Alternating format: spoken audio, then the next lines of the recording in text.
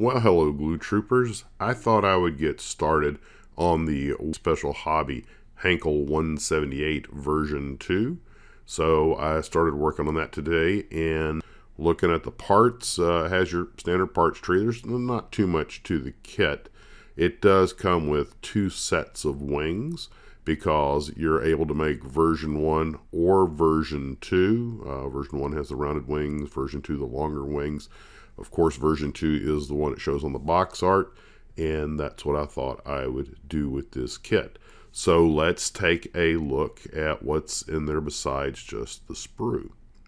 We have a photo etch sheet, which includes mostly cockpit details, and we also have a clear film with the instrument panel on it, which will be a three-piece unit to put together. We'll be looking at that. And then we have, of course, the resin wheel wells and the acrylic canopy. The kit has a parts map on the instruction sheet, so when you have to find a part, you need to reference that. There's no part number stamped on the trees themselves, on the runner trees. If you want to make it wheels down, which I had originally intended to do, you have to cut out the gear doors. That's going to be a lot of cutting and grinding, fairly thick.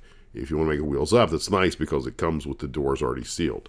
There are doors on the runner trees, so if you do want to make it wheels down, you don't have to save the part that you cut out.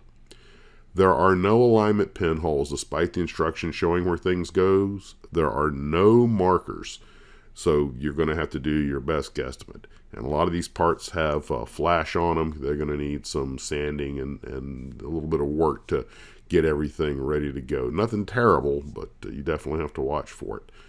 The only alignment pin on the whole thing, or alignment system, is for the cockpit, the back wall, and the bottom. Everything else, you just have to kind of eyeball it. The instrument panel went together, three pieces without any problem. Plastic backing, the clear film, and then the metal etch top. Then I started working with the metal etch on the rudder pedals. That was tricky because it's so tiny, but I did manage to get them on. I think the control stick looked somewhat oversized.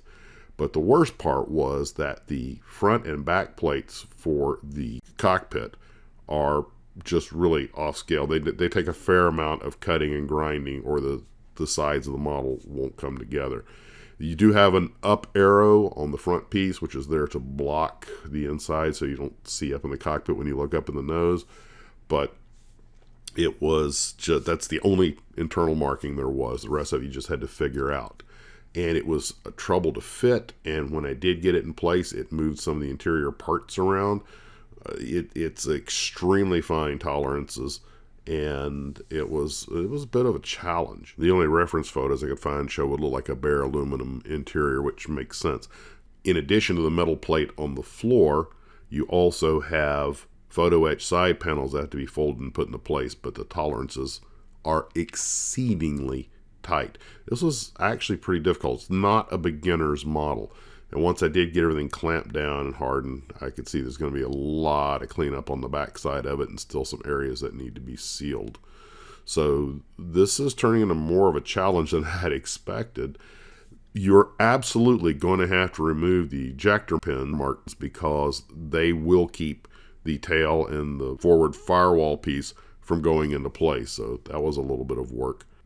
There's going to be a lot of fitting in here. Quite frankly, I got tired of sanding and just started using the sprue cutters to trim down the parts until I could finally get something reasonably snug, and then could sand it from there. It was much tougher than I expected.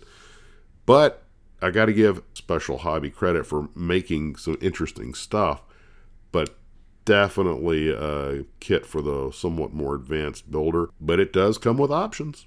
I was going to make it wheels down because it's a tailwheel aircraft. I wouldn't have to worry about weighting the nose. But when I saw how much work it would take to get those doors cleaned out, and then really looked at the airplane with the wheels up and the wheels down, it just looks so much prettier in the air with the wheels up, and it's a lot simpler.